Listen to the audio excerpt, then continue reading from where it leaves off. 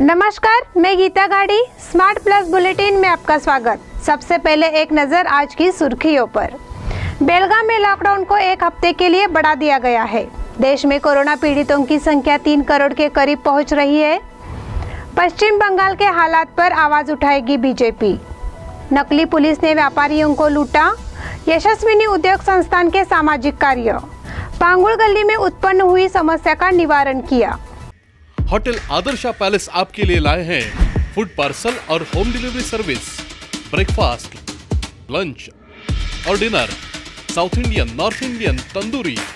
कोविड-19 के तहत स्वच्छता और सभी नियमों का पालन।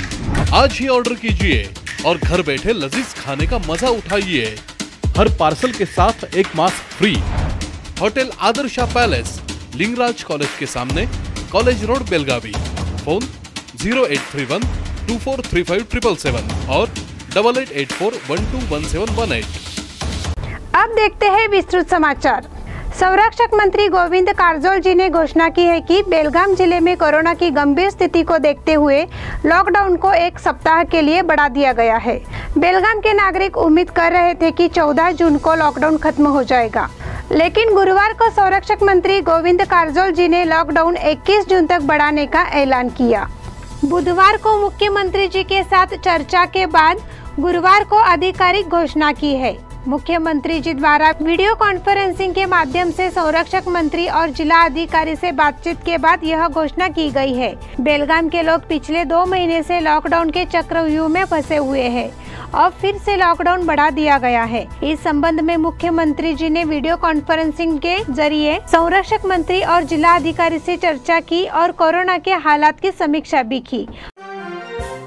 देश में कोरोना पीड़ितों की संख्या 3 करोड़ के करीब पहुंची। देश में जैसे ही कोरोना की दूसरी लहर आई है, एक बार फिर से चौंकाने वाले आंकड़े सामने आ रहे हैं। देश में पिछले 24 घंटे में मरने वालों की संख्या एक दिन में सबसे ज्यादा है।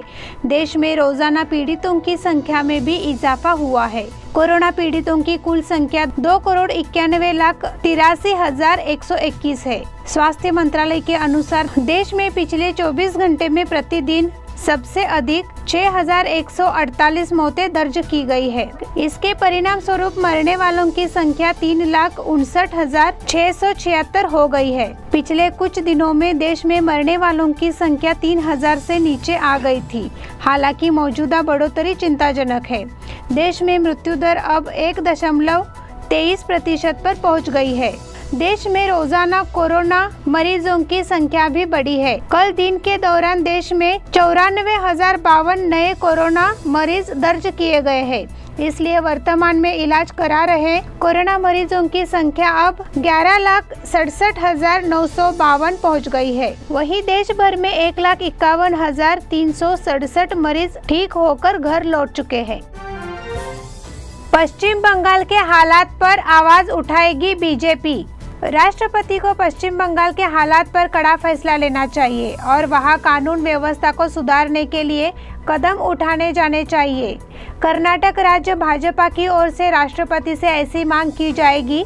यह जानकारी भाजपा प्रवक्ता एम.बी. जिरली और सांसद मंगला अंगड़ी जी ने प्रेस वार्ता में दी। पश्चिम बंगाल में चुनाव के बाद हिंसा भड़क गई है। नतीजतन हिंदू और दलित कार्यकर्ताओं पर लगातार हमले हो रहे हैं।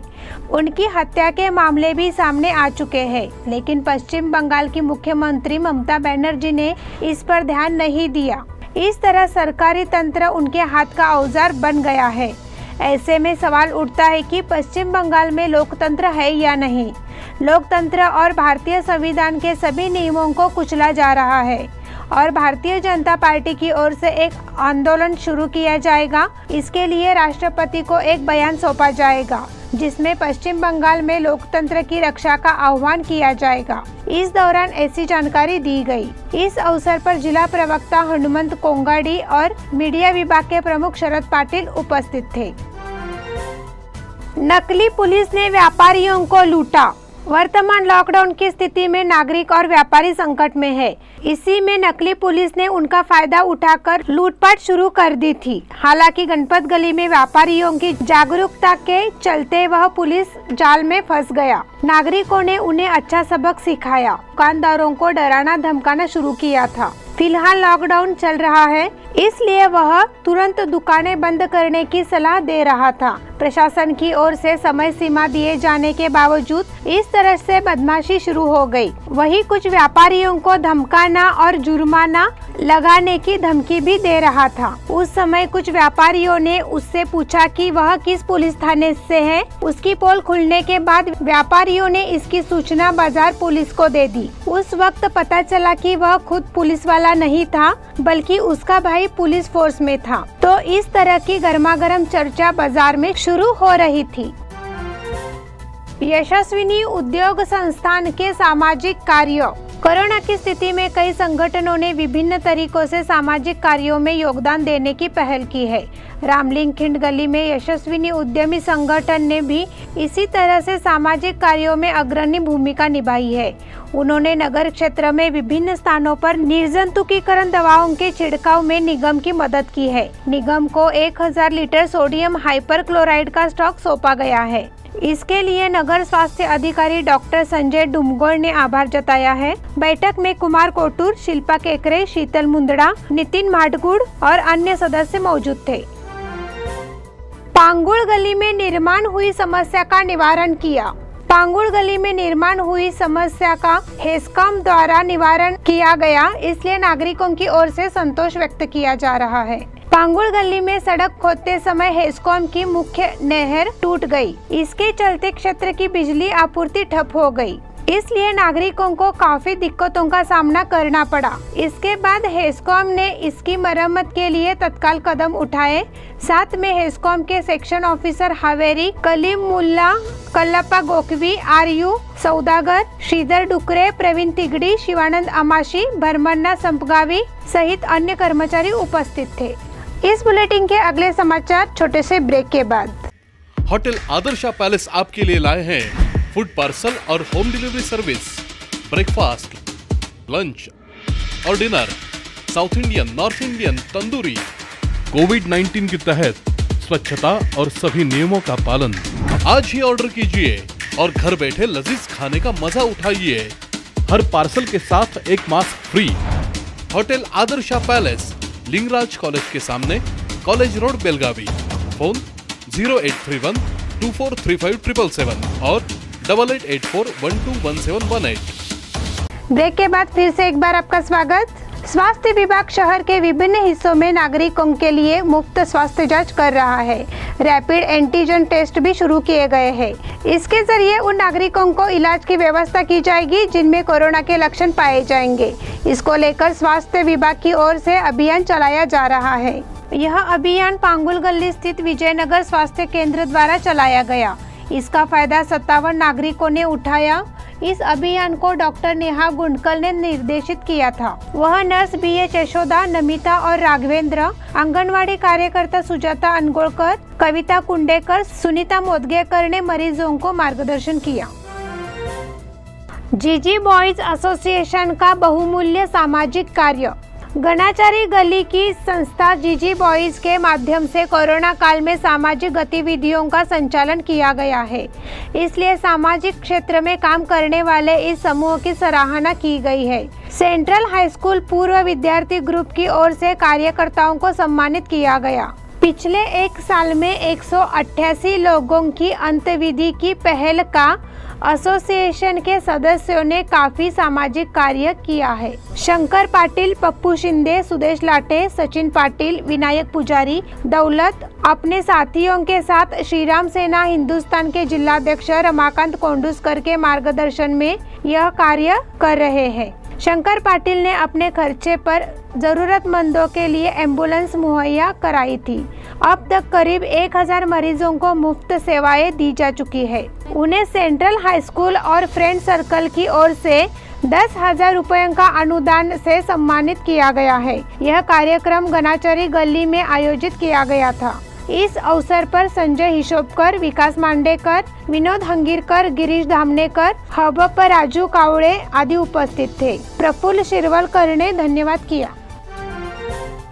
विधायक महंतेश कवड़गी मठ की ओर से ग्राम पंचायत सदस्यों के लिए टीकाकरण अभियान।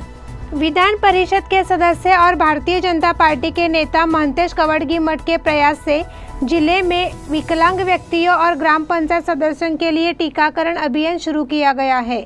इसकी शुरुआत वंटमुरी कॉलोनी के प्राथमिक स्वास्थ्य केंद्र में हुई। यह देखते हुए कि विकलांग व्यक्तियों के साथ साथ ग्राम पंचायत सदस्यों के लिए टीकाकरण करना मुश्किल होता जा रहा है, विधायक महंतेश कवडगी-मठ ने उनके लिए एक विशेष टीकाकरण अभियान शुरू किया है। अपनी उपस्थिति में उन्होंने वंटमुरी कॉलोनी में कंगराड़ी के ग्राम पंचायत सदस्य कल्लाप्पा पाटिल को टीकाकरण दिया। इस टीकाकरण के उद्घाटन के मौके पर पूर्व महापौर शिवाजी सुंडकर, डॉक्टर, नर्स और क्षेत्र के ग्राम पंचायत सदस्य मौजूद थे। देसूर गांव में विधायकों की ओर से मुफ्त एम्बुलेंस। लक्ष्मीताई फाउंडेशन कोरोना काल में आम नागरिकों को जरूरी सुविधाएं मुहैया करने का काम कर रहा है। बेलगाम ग्रामीण के लिए यह संस्था विधायक लक्ष्मी हेब्बालकर जी के मार्गदर्शन में काम कर रही है। बेलगाम ग्रामीण विधायक लक्ष्मी हेब्बालकर जी के लक्ष्मीताई फाउंडेशन ने गुरुवार को देसूर गांव में मुफ्त एम्बुलेंस सेवा प्रदान की। विधायक लक्ष्मी हेब्बालकर के बेटे और युवा नेता मृणाल हेब्बालकर ने एम्बुलेंस की चाबियां ग्रामीणों को सौंपी। निःशुल्क एम्बुलेंस सेवा भी शुरू की गई। मृणाल हेब्बालकर ने मरीजों से इस मुफ्त एम्बुलेंस सेवा का लाभ उठाने की अपील की है। इस अवसर पर ग्रामीण मौजूद थे।